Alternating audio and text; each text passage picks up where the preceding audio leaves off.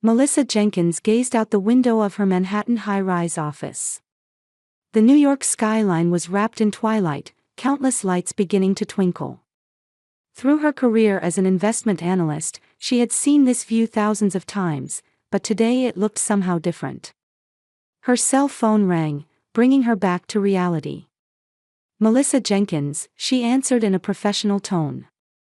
"Melissa, it's Mom." The moment she heard Eleanor's voice, Melissa's back straightened. Calls from her mother were rare. Usually, contact with her parents was either for business matters or criticism of her life choices. "Mom, what is it?" she asked cautiously. "I want to talk to you.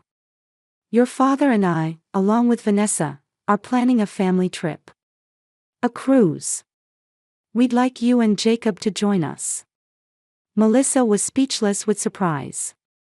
Her relationship with her parents had remained tense, even though she was successful as an excellent investment analyst.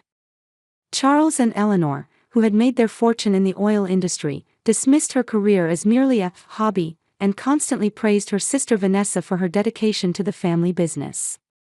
Her divorce had made the relationship even worse.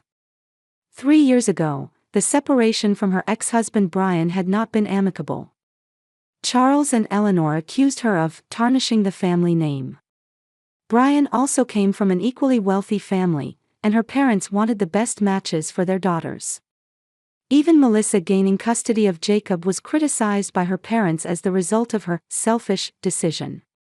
"Well," Eleanor's voice trailed off. "Your father wants to see you and Jacob. He's been talking about you a lot lately." This was a new development. Melissa couldn't remember the last time Charles had spoken positively about her. "When is the trip?" Melissa asked. "Next weekend. 5 days in the Caribbean on our boat." Our boat referred to Charles's latest luxury, a 52-foot yacht called Elegant Lady. Melissa took a deep breath. "I'll think about it," she replied. After hanging up, she stared out the office window again. Why would her parents suddenly invite her and Jacob on a trip? Was it a sign of reconciliation, or was there another reason? When she got home, the babysitter Maria was playing with Legos in the living room with Jacob. The moment she saw her son, Melissa's heart filled with warmth. 5-year-old Jacob, with his brown curly hair and intelligent blue eyes, was always curious. "Mommy," he jumped up. Melissa hugged him and kissed the top of his head. "Jacob, would you like to see Grandma and Grandpa?" she asked carefully. Jacob had only met her parents a few times, and even then, they had been cold toward their grandson. "Yeah," he answered excitedly. "Can we go on a boat?" Do you know some people earn over $10,000 a month just by posting Reddit stories on YouTube? No face, no voice, just a laptop. I do it too, link below if you're curious. Grandpa's big boat. Melissa smiled. Her son's pure enthusiasm eased her anxiety a little. Maybe this trip could be a good opportunity. If her parents had changed, she should give Jacob a chance to build a relationship with his grandparents. That weekend, Melissa and Jacob arrived at the port in Miami. The Elegant Lady was docked impressively, with Charles and Eleanor waiting on deck. Vanessa was visible too. "Melissa." Eleanor opened her arms. "Welcome. And Jacob, how you've grown." Charles also greeted them with an unusually warm smile. "Daughter, I'm glad you came." Only Vanessa stood a bit apart, clearly displeased. "Hey, sis," she said coldly. Melissa smiled, hiding her tension. "Thank you, I'm honored to be here." The first 2 days of the journey passed surprisingly peacefully. Charles showed unusual interest in Melissa's work, asking about her recent investment successes. Eleanor was kind to Jacob, teaching him about the history of ships. However, on the third night, Charles called her to the ship's study. "Melissa, I want to talk to you." She sat quietly in the chair. Charles's expression was serious. "My health isn't good," he said in a low voice. According to the doctors, I don't have much time left. Melissa was shocked. Dad. Listen, he raised his hand. I've been thinking about my inheritance. Vanessa has secured a sufficient position in the company. But you and Jacob need special consideration. I intend to leave most of my estate to the two of you. Melissa didn't know what to say. As the morning sun turned the Caribbean waters golden, Melissa was drinking coffee on the ship's deck, reflecting on last night's conversation with her father. Charles's sudden confession and talk of inheritance stirred complex emotions in her. For years, she had sought her parents' love and approval but was always treated as a disappointment. And now, faced with the reality of her father's impending death and sudden offer of reconciliation, she didn't know what to feel. Good morning, sister. Turning around, she saw Vanessa had appeared on deck.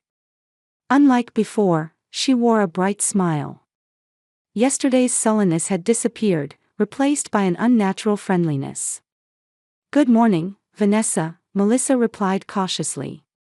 Vanessa sat next to Melissa, staring at her coffee cup. Beautiful morning, isn't it? What were you talking about with Dad yesterday? Melissa hesitated momentarily. His health. He seems worried.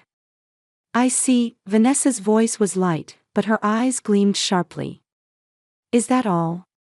The conversation was wrapped in subtle tension but was interrupted by Eleanor and Jacob appearing on deck. Jacob was running around energetically, and Eleanor was unusually smiling kindly at her grandson. Jacob, would you like to make cookies with Grandma today? Eleanor suggested. I'll teach you a special recipe in the kitchen. Jacob's eyes lit up. Really? That sounds great. Melissa was a bit surprised. Her parents had shown little interest in her son before. Was this sudden change related to her father's confession?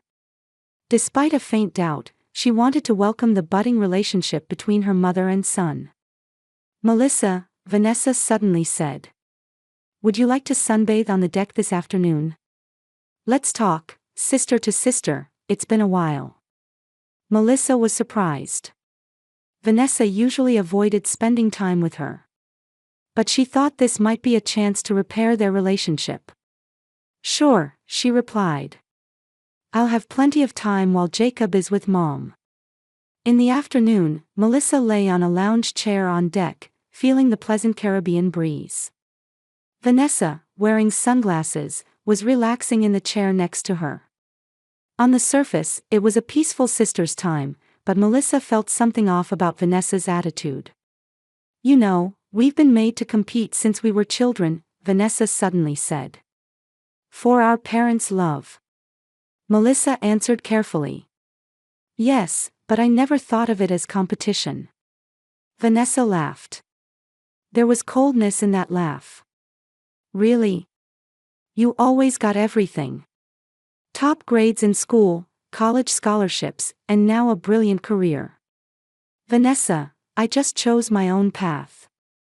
I didn't join the family business because I wanted to succeed on my own. I see, Vanessa's voice lowered. But not this time. This time you won't take everything. Melissa sat up. What are you talking about? You always take everything, Vanessa's voice suddenly turned cold. Dad's love, the company's attention, and now the inheritance. Melissa gasped. You were listening to our conversation last night. Vanessa silently stared at the sea. Anger flashed across her face. We've been planning this for years, she said in a small voice. Planning? What plan? Melissa began to feel anxious. Vanessa suddenly stood up, said nothing, and walked away. Feeling confused and frightened, Melissa became worried about Jacob. She needed to find him immediately. Heading to the kitchen, she saw Eleanor and Jacob together. But something seemed strange. Eleanor was trying to make Jacob drink something, and he appeared to be resisting. Jacob. Melissa hurried over. What are you doing? Eleanor turned around, looking surprised. Oh, Melissa. We just finished baking cookies. I also made this special hot chocolate. Mommy. Jacob ran over to her. Grandma gave me a weird drink. It's bitter. Melissa looked at Eleanor suspiciously. I'm taking my son back to our room. But the cookies aren't done yet, Eleanor tried to detain them. Please, let me spend just a little more time with Jacob. No, we're going now, Melissa said firmly, taking Jacob's hand. Back in the room, Melissa closed the door and took a deep breath. Something was wrong. Vanessa's word, plan, her mother's strange behavior, and her father's sudden talk of inheritance. Everything was starting to connect. Melissa hugged Jacob. Are you okay? Don't you feel sick? Jacob shook his head. I'm fine, Mommy. I didn't drink Grandma's drink. Melissa sighed with relief. Smart boy.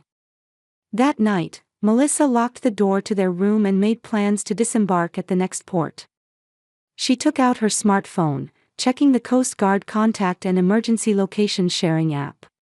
She remembered her training as a swimming instructor and prepared for any contingency.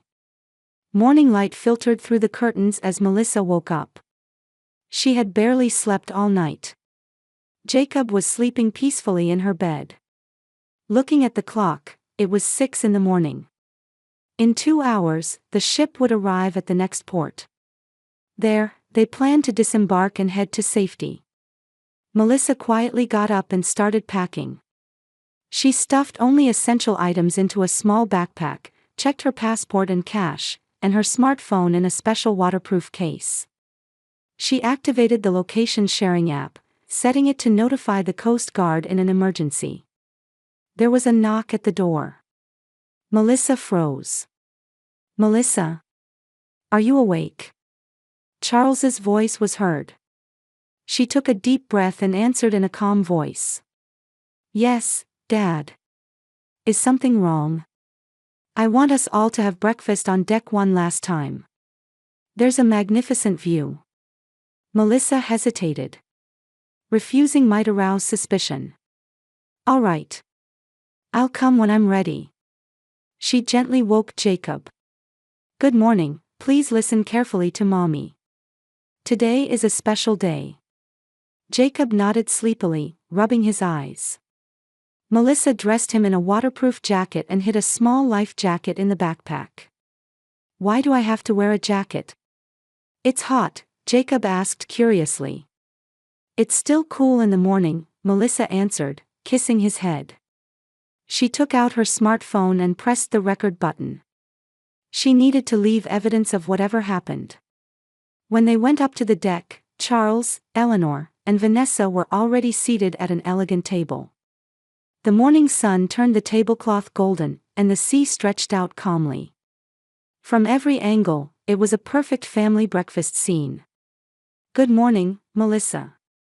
Good morning, Jacob, Eleanor greeted cheerfully. Her smile was perfect, but her eyes were cold. Come, sit down, Charles offered them seats. The chef has prepared a special breakfast. Melissa sat down with Jacob, remaining vigilant. The breakfast was luxurious. Fresh fruit, freshly baked bread, egg dishes, and fresh juice were laid out. However, Melissa didn't touch anything. Aren't you eating? Vanessa asked. Her voice sounded concerned, but her eyes told a different story. I'm not hungry yet, Melissa replied. Jacob, eat this orange. She handed her son an orange she had peeled herself. The conversation was superficially calm. Charles talked about business, and Eleanor spoke about the next port. But tension hung in the air. Vanessa occasionally exchanged meaningful glances with Eleanor. Look, Charles suddenly said. You can see beautiful dolphins on the other side of the ship. Melissa felt uneasy at his words. She watched Charles pointing toward the edge of the deck. Eleanor and Vanessa also stood up, and they guided Melissa and Jacob to the ship's edge. Where? Jacob asked excitedly. Over there, Eleanor encouraged them to move closer to the edge. Look closely. Melissa felt anxious but gazed at the sea with her son. She confirmed that her smartphone was still recording. There were no dolphins among the waves. Suddenly, she felt a strong force from behind. Melissa instinctively held Jacob tightly. Turning around, she saw her mother Eleanor with both hands extended. There was no emotion on her face. "You will be nothing," Eleanor said quietly. Her voice was calm, as if she were talking about the weather. Vanessa approached too. A cruel smile played on her face. "Goodbye, nuisances," she sang. At that moment, Charles joined in, and all three pushed Melissa and Jacob simultaneously. Shaking with fear, Melissa held her son tightly. The two fell into the sea. Cold water enveloped her body, and she concentrated solely on keeping her son's body above the surface. With her swimming instructor qualifications, she told herself not to panic. Even while swallowing seawater, she kept Jacob's face above the water. "Mommy. I'm scared." Jacob cried out. "It's okay, son. Mommy's here," Melissa desperately replied. "Take deep breaths and don't panic." When they fell, a life ring had fallen from the ship. Whether by chance or as part of Charles's plan, Melissa didn't know, but she managed to grab it. She placed her son on top of the ring and continued moving her legs in the water. The cruise ship had already started moving and was gradually getting farther away. There was no one on deck. It seemed no crew members had witnessed their accident. Melissa's smartphone was in a completely waterproof case, and the recording continued. While maintaining her composure, she confirmed that the location app was working. Help would come. Until then, she had to focus on protecting her son and surviving. "Jacob, listen," Melissa turned her son's face toward hers. "You are a brave boy.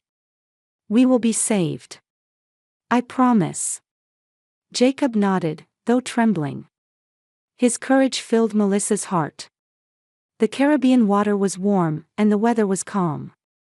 This was the only consolation. The ship gradually grew smaller and disappeared on the sea horizon. Melissa and Jacob were left in the middle of the quiet sea. "Were Grandma and Grandpa bad people?" Jacob asked in a small voice. Melissa answered, choosing her words carefully. "Sometimes, people make wrong choices. But we are strong. We will survive together." She looked up at the sky.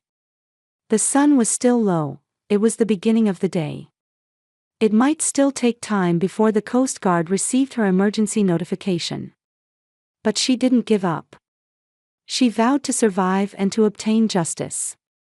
On the sea, Melissa and her son floated quietly. In the distance, birds were flying, and the sky was a clear blue. In a place where death was supposed to await them, they clung to life.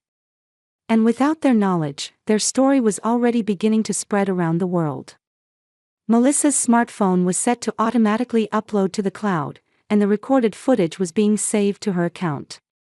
A Coast Guard helicopter was flying over the sea. Having received notification from the emergency location system, they had immediately initiated a search and rescue mission. Pilot John Harris was carefully scanning the sea surface, looking for survivors. "This is Echo 3, 2 castaways sighted at southwest coordinates," he said into the radio. "A woman and a small child, adrift at sea." About 2 hours had passed since Melissa and Jacob fell into the sea. They were holding onto the life ring, rocked by the gentle waves of the Caribbean Sea. Melissa's arms were shaking from fatigue, but she never let go of her son. When they heard the helicopter, she wept. A rescue basket was lowered to the sea surface, and rescue team members pulled them up. "Are you all right, ma'am?" a young rescuer asked. "Why were you in the sea?" "We were pushed off the ship," Melissa answered in a trembling voice. "By my family." She immediately took out her smartphone and confirmed that the recording was still continuing. It had captured the moment she and her son were pushed off the deck. "This is evidence," she told the rescuer. "Please contact the police." The helicopter headed to the nearest hospital, where Melissa and Jacob were examined. Apart from mild dehydration and fatigue, they had no serious injuries. At the hospital, Melissa gave her testimony to the police and submitted the recorded evidence. "Unbelievable," Police Officer Michael Driscoll shook his head. "You're saying your parents and sister tried to kill you and your son?" "Yes," Melissa nodded. "And I have evidence." She took it a step further. Connecting to the hospital's Wi-Fi, she live-streamed an overview of the incident and part of the video on her social media account. "I survived," she said, facing the screen. "And now, I'm telling the truth. My family tried to kill me and my son. They are probably heading to our home now. Without any suspicion, thinking they've accomplished the perfect crime." Melissa's video spread rapidly. Thousands, tens of thousands, and then millions of people witnessed her horrifying experience. Media also began reporting it as breaking news, and the police immediately obtained arrest warrants for Charles, Eleanor, and Vanessa. Meanwhile, Charles, Eleanor, and Vanessa had returned the cruise ship to the nearest port and were heading home on a private jet. Their expressions were satisfied, and their conversation was cruel. "It was perfect," Charles said, sinking into the luxury leather seat. "Now we don't have to worry about the inheritance." "I thought she couldn't swim," Eleanor stated calmly. "But it's fine, it was a deep-sea area, and no one will find them. It will be treated as an accidental death," Vanessa laughed. "Poor mother and child fall from ship, tragic accident. We just have to play the grieving family. And everything becomes ours," Charles added. "Melissa's company shares, all her assets." They arrived at their mansion in Atlanta. Climbing the marble stairs and opening the heavy oak door, they stepped into the dimly lit living room. "Turn on the lights," Charles ordered Eleanor. When Eleanor switched them on, the room brightened. And they screamed in horror. Melissa and Jacob were sitting on the sofa, surrounded by several police officers. Jacob had received a badge from one of the officers and was examining it with interest. Melissa's expression was filled with quiet determination. "Ghosts!" Eleanor screamed. "You should be dead," Charles said in a trembling voice. "The plan was perfect," Vanessa inadvertently blurted out. "Not so perfect, it seems," Melissa said quietly. "I have swimming instructor qualifications. And everything was recorded from the moment you pushed us." She showed her smartphone. "The Coast Guard received my emergency signal and rescued us. And evidence of your crime has already been seen by millions of people." A police officer stepped forward. "Charles Jenkins, Eleanor Jenkins, Vanessa Jenkins, you are under arrest on suspicion of attempted murder and conspiracy." Even as Eleanor was being handcuffed by the police, she shouted at Melissa. "You always failed to meet our expectations. Vanessa should have inherited everything instead of you. The company and inheritance belong only to those worthy of the family name." Charles also revealed his anger. "I am the one who deserves to inherit everything," Vanessa asserted while being dragged by police officers. "You were always in the way." Melissa didn't respond to their words, just hugged her son. When the police officers took the three away, the house was finally enveloped in silence. "Mommy, are we not scared anymore?" Jacob asked in a small voice. "It's all right now," Melissa kissed his head. "Let's create our own new family from now on." She rose from the sofa and looked out the window. The sun was setting on the horizon. It was the end of a terrifying day, but also a new beginning. Melissa took a deep breath and for the first time, relaxed her shoulders. For a long time, she had continued to seek approval from her family. But now, she had gained the freedom to live for herself and her son.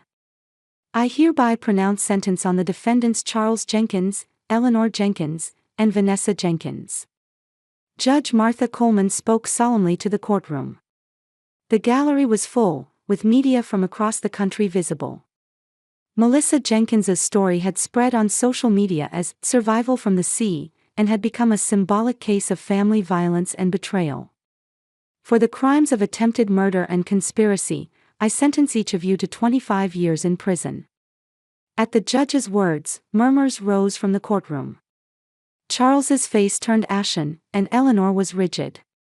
Only Vanessa broke down, crying violently. Melissa sat quietly, listening to the sentence. Next to her sat a psychological counselor and Jacob's representative. Her son was not in the courtroom to protect him from this traumatic event.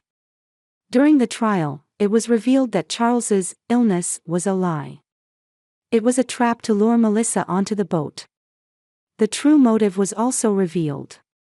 Melissa's recent investment had been hugely successful, and she had quietly acquired most of the family company's shares. Charles and Eleanor feared she would take control of the company. Ms. Melissa Jenkins, the judge turned to her. Your courage and clear judgment saved your life and your son's. And your experience has become a beacon of hope for others suffering from family abuse. Leaving the courthouse, the autumn sunshine warmly illuminated her face. In the 6 months since the incident, her life had changed dramatically. She had purchased a new home and started a new life with her son. Following advice from her counselor, Melissa established an NPO called Reconsidering Family Bonds. Her live broadcast on social media became an educational program, used in schools nationwide to raise awareness of family abuse. "Miss," an unknown woman approached her. "Thank you for your courage. I also had similar family problems. After hearing your story, I found the courage to speak up for the first time." Such words were becoming more frequent. Melissa's tragedy was having a positive impact on many people's lives. A year after the incident, Melissa received a letter from prison. It was from Charles. He had suffered a heart attack in prison and was told by doctors that his prospects for recovery were slim. The letter contained words of deep regret and apology. "I was wrong," Charles had written. "Blinded by greed and the desire to control, I lost sight of what was most important. I don't intend to ask for forgiveness. I know I shouldn't be forgiven. I just wanted to tell you the truth." Melissa read the letter and was overwhelmed by complex emotions.